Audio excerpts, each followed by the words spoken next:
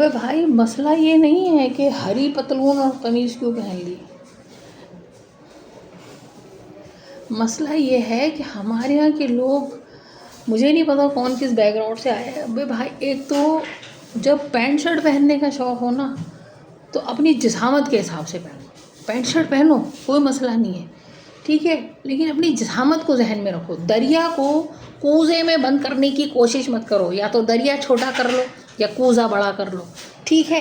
مطلب اگر کسی کو پینٹ شرٹ پہننے کا شوق ہے بھی، مطلب پینٹ شرٹ ضرور پہنو، پینٹ اینڈ شرٹ اینڈ پتلون اگر پہننا ہے اپنے آپ کو ماڈرن دکھانے کے لیے. ماڈرن ڈریسز میں کوئی حرج نہیں اگر وہ کورڈ ہیں، لوز ہیں، آپ کی باڈی کی شیپ کو نمایاں نہیں کرتے. اب یہاں پہ جو خواتین سو کالڈ لبرلز ہیں، کیونکہ ان کا خیال ہے کہ عورت کی آزادی صرف کپڑوں سے آزادی ہے، اور اس عورت کے رائٹس پر ہمیں بات نہیں کرنی، اس کے قانونی رائٹس پر بات نہیں کرنی. اچھا جو عورت خواتین مارچ میں، یہ چلو بھی مارچ کا مہینہ تو گزر گیا، اپریل کا مہینہ آ گیا، بٹ چلو بات کر لیتے ہیں.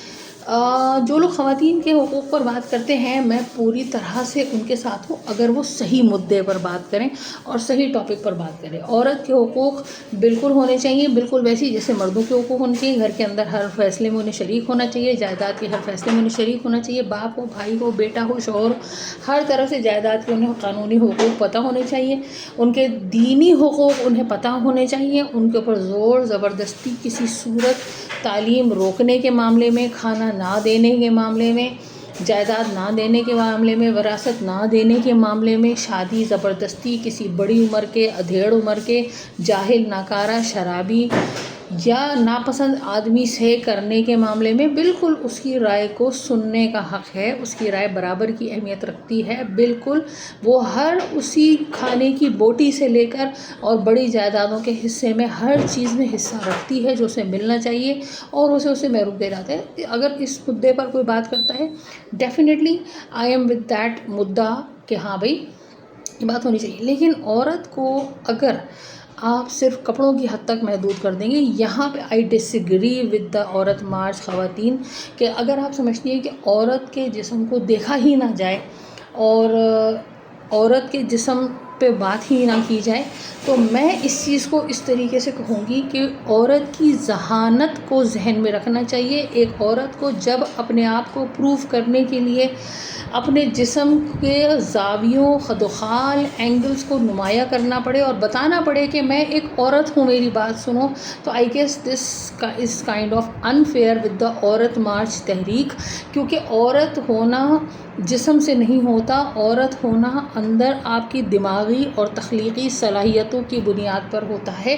اور میں نہیں سمجھتی کہ کسی عورت کو میک اپ، فلٹر، جسم کی بنیاد پر دیکھا جائے، سنا جائے یا سمجھا جائے. اس کو اس بنیاد پر سنا اور سمجھا جائے کہ یہ عقل اور شعور کی بات کرے گی، یہ تمیز اور تہذیب کی بات کرے گی. کیونکہ آپ اس چیز سے کتنا بھی آپ عورت مارچ کر لیں، بچے کی گود ماں ہی ہے. دنیا میں 800 کروڑ انسان اس وقت عورتوں کے ہی پیدا کیے ہوئے ہیں، کسی ایک مرد کے بھی پیدا کیے ہوئے نہیں ہیں.